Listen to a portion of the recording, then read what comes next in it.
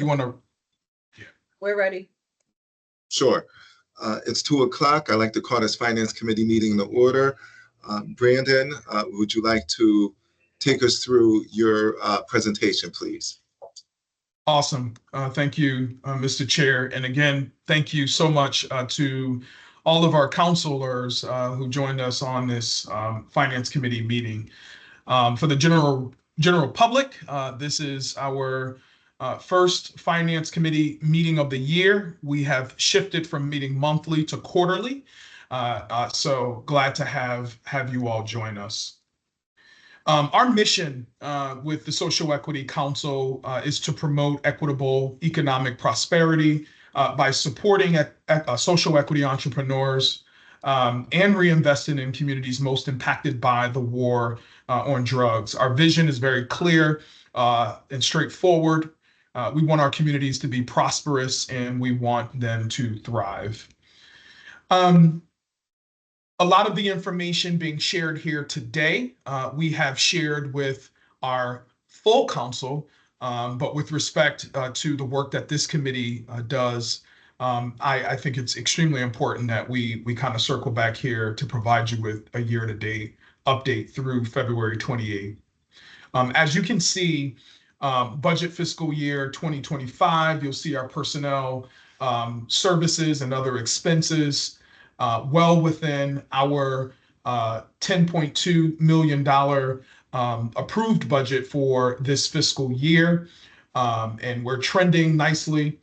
You'll see there with the community reinvestment budget, we still have $5.6 million in that line item. As you all are very aware, there was a pause placed on the reinvestment program to better ascertain an equitable funding approach, quite frankly, and also to reimagine metrics, rubrics, program evaluation, you name it. But most importantly, really back into a 3-year funding model versus a year funding model for a couple of reasons. Predictability within community-based organizations' budgets, allow us for clearer pathways toward impact within our strategic impact areas, of which we will talk about in our reinvestment committee meeting.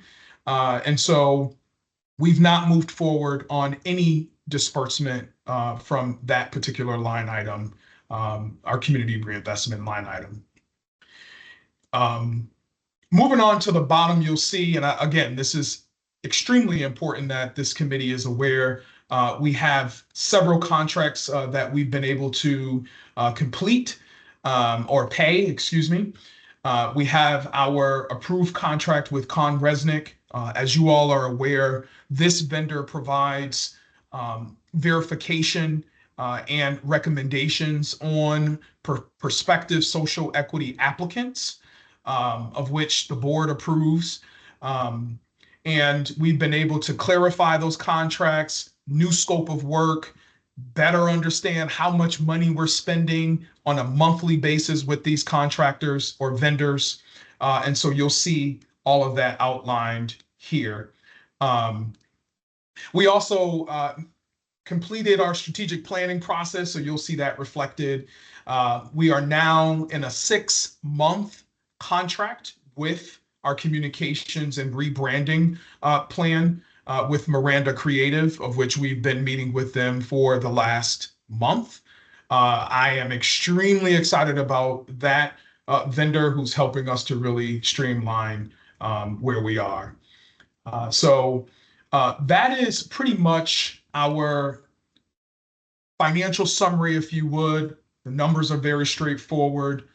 Not a lot happening with respect to spending money because we are realigning a lot of our programs and services to better support the strategic plan. And I'll turn it over to you, Mr. Chair, if you want to entertain any discussions. At this point, does anyone have any questions? And feel free to jump in at any time. It's a small, intimate group, so feel free to jump in any time. Any questions? No. Brandon, go ahead. So our social equity revolving loan and social equity innovation revenues, you'll see starting off with our revolving loan. We have some bonds that were authorized, or a bond of $50 million off authorized. Thank you so much, Christina and DCD, for helping to articulate that and get that in the hopper. We've allocated 10 million from that fund. And as of today, we have executed on 2 loans or allocated 2 loans totaling 1 million, of which I am extremely excited. I can't thank Fanita, Avery, Madi, and so many others around the table to help us navigate through a lot of the challenges as we reimagine this program to better support our social equity entrepreneurs. You'll see we still have 9 million in the hopper. And so for those of you who are watching saying, well, why the hell aren't you guys giving out this money? We will in short order. We are reimagining this program so that we can better support social equity entrepreneurs in their request. But we're also self-reflecting. We're looking into our organization. How can we front load their experience with more education and awareness on the front end, entertain perhaps a pilot forgivable loan program that would provide some better supports. So you'll see that there. In terms of the Social Equity Innovation Fund revenue, thank you, Jennifer Stevens, for providing this information.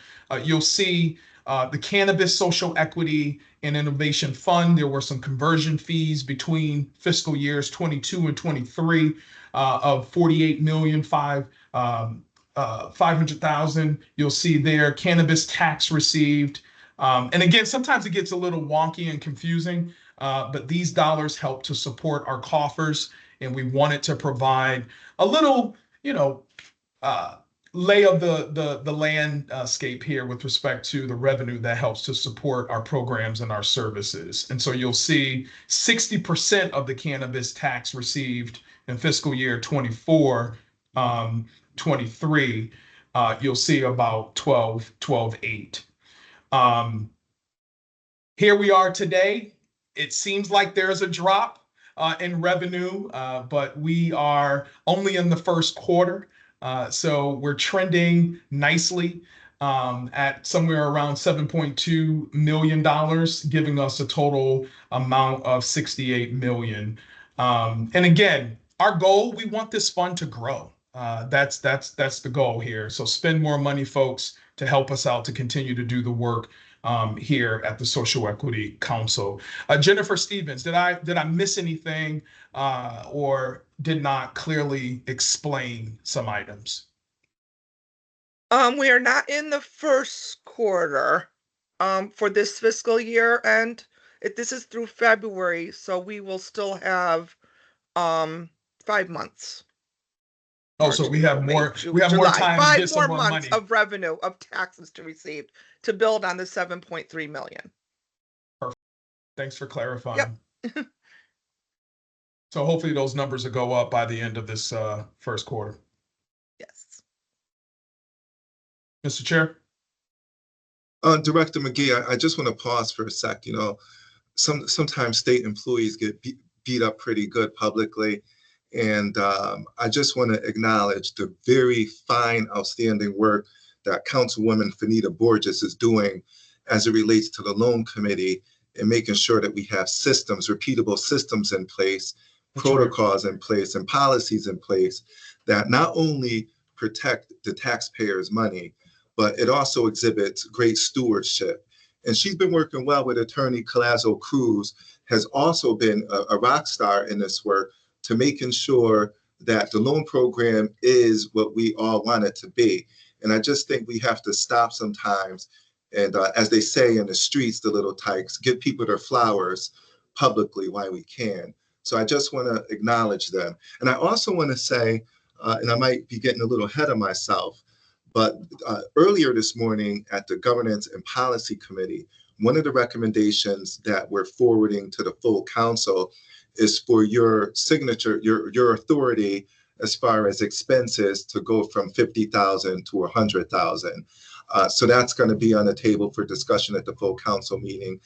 Since it relates to finances, I just wanted to make sure that I park that here publicly for you all and those who are watching. Executive Director McGee, you guys are doing an outstanding job. Please continue. And I'm going to shut up and let you go through your presentation. Thank you very much. Thank you. And just to underscore, I appreciate Councilor Borges and Shirley for participating in the loan redesign is what we're calling it of that program. So really quickly, I'm not going to read verbatim on this. And please forgive the title that I did not update on my deck that says Reimagine, Revitalize. So please don't be confused. It is very much our Finance Committee meeting.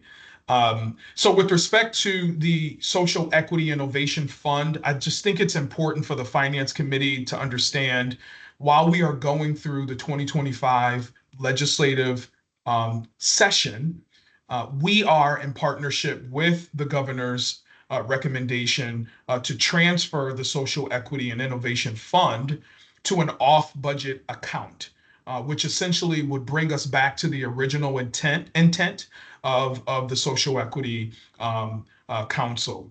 That would allow us not only to get back to the original intent, but it will allow the funding to be implemented and dispersed or distributed according to the plans of the council. Column 2, we all know that the SEC administers 3 very critical programs. That's our community reinvestment, our workforce, and loan program. I do want to say that we are reimagining our workforce development program. And so a lot of what we have proposed in our fiscal years 26-27 budget may change now that we are realigning these programs to better understand what the needs are of the industry, that is the cannabis industry, and non-cannabis needs as well. And so the monies, in terms of what we have budgeted, it may go up and down, or it may remain flat. But we've done a lot of discovery, a lot of research to better understand what types of dollars might be needed for the standing up of these programs. In terms of outcomes, I know we talked about it, but I want to say it again, and then I'll yield the remaining of my time over to Madi, just to talk a little bit about the loan program and the redesign and our ultimate goal of making sure we are getting a return on investment with respect to our loans. And so that is all things go well during the legislative session, we get back to an account. Perhaps we have an opportunity to identify a financial institution to help us remain good stewards of these dollars, but also help us to invest. So Madi, if you want to just quickly just provide a little update, perhaps you and Councilor Borges can kind of tag team a little bit on the loan redesign. Sure.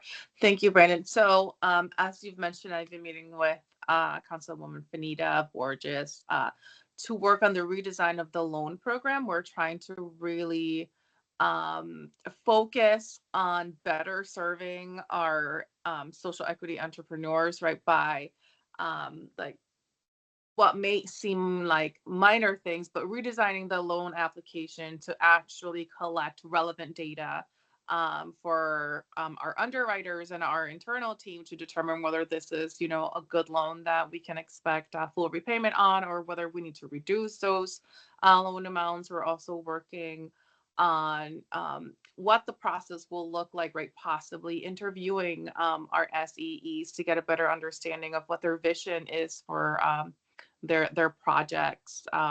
So it's really exciting. We are making headway. We've also reviewed other loans that are currently in the closing process. So that's also exciting news, right? We have one for $480,000 and another one for $200,000. And we have quite a few in the pipeline. So, we might be requesting an increase to that $10 million allocation because we might be using it up soon. So I think, the team is working really well in terms of bringing to term the ones that were in the pipeline, but also trying to kickstart a new era for the loan program, which we're all really excited about. I don't know if Councilwoman Fanita has anything to add. Thank you, Mari, and Brandon, and the committee here. I would just say that, this committee has been very forthcoming with understanding the feedback that we're receiving from our SEAs. We've received a lot of feedback, which has really, truly helped us to focus on what's important. Obviously, the experience to the SEA on, how they need to apply, what's relative, and the stages of the process so that they're clear and understand. And that's something that, we were really focusing on to make sure that we're hearing the feedback. There's been a lot of feedback on what the process has been like. And so it's something that we felt was very strongly on making sure that we were supporting. And, even the Loan Advisory Committee and the efforts that we're putting forth have obviously been from, a lot of the feedback that we've received. So we're taking all of that very seriously and working together and collaborating and investing a lot of time. And I will say on a volunteer basis, which I'm sure all happy to do, to ensure that this process is moving through as quickly as possible and that we learn from previous scenarios, I'll say. But that's really what I wanted to add. So thanks to everyone here, because everyone has just been very committed on making this happen as quickly as possible. Awesome. Mr. Chair, I don't know if you want me to keep going or just pause for any discussion. Does anyone have any questions? If I may, I actually sure. did have one question. I wanted to ask Ms. Stevenson if we knew where we were year over year from last year at this time, when you were showing the numbers of where we were with the 12 million, if we knew where we are year to date from a comparison. Not that you have to, I didn't mean to put you on the spot. It can be a takeaway, but I just didn't know. We can definitely follow up and provide Yeah. that information Yeah. for you. Just so that we know. I know we have 5 months left, but I was just curious on where we were at this point last year, and that can be a takeaway. Awesome. About the same, but things are winding up faster now and everything's being reconfigured. So We'll follow up. We'll follow up. we'll follow Yeah. up. Thank Awesome. you. Yeah. I know many of you are extremely, you probably memorized this deck because I show it in every committee meeting. I want you all to know that this drives our work, specifically around the council and aligning our roles and responsibilities. And so I always put this there just so that folks are recentered and focused. And again, this is many of our benchmarks, but also where and who's doing what. And so these are our leads and dependencies, and it sort of charts our roadmap moving forward and guides our staff. And that's about it. Back to you, Mr. Chair. Thank you, Brandon. And Councilwoman Borges, that was a very good question that you asked about the year-over-year variance. That is something that we should see. So if you could send that out, that would be great. I don't have any questions or further comments. Mr. Director, do you need anything from us, from the team? Are you okay? Do you need any resources? Anything you need assistance with? Not at the moment. I would like to have sort of a conversation on our budget for 26-27, just to kind of map out what does that actually look like? I mean, we have sort of the macro look, whole numbers, but really process through. So I'll be outreaching to you, Mr. Chair, first to help, get the concept, and then we can have a larger discussion. And my last question, and it's my question I always ask, is there anything, any landmines, anything funky that's ready for public consumption that we need to know about or should know about? Probably angry applicants wanting to get their loans approved at 500K, not wanting to realize that we just are not handing out money from a money tree. We have a process in place. We have an underwriting process, and giving us a little time. Like this is a new administration. We're 8 months in, and we're undoing and rebuilding 3 years of work. Some of which was really good, and some we just need to get rid of, right? And so that's where we are today. But otherwise, I think we're moving forward in a really steady and sustainable way. And not to sound corny, but one of your superpowers is your disposition. You have this calmness about you. So I'm glad you're dealing with all the angry people, the lobbyists. It's better you deal with them than me, because you know me. Well, But, I will say I have one person on staff, Christina, who taught me that it's important to just put on a little lavender. Life will be great. I like it. I like it. Does anyone else have anything for the good of the body? No? Seeing none, Mr. Chair, Mr. Director, this meeting's adjourned, okay? You take it easy. Let me know if you need anything. We Thank don't need you. a vote because it's consensus. All right, take care. Got it. Take Thank care. you. Thank you. Bye. Bye.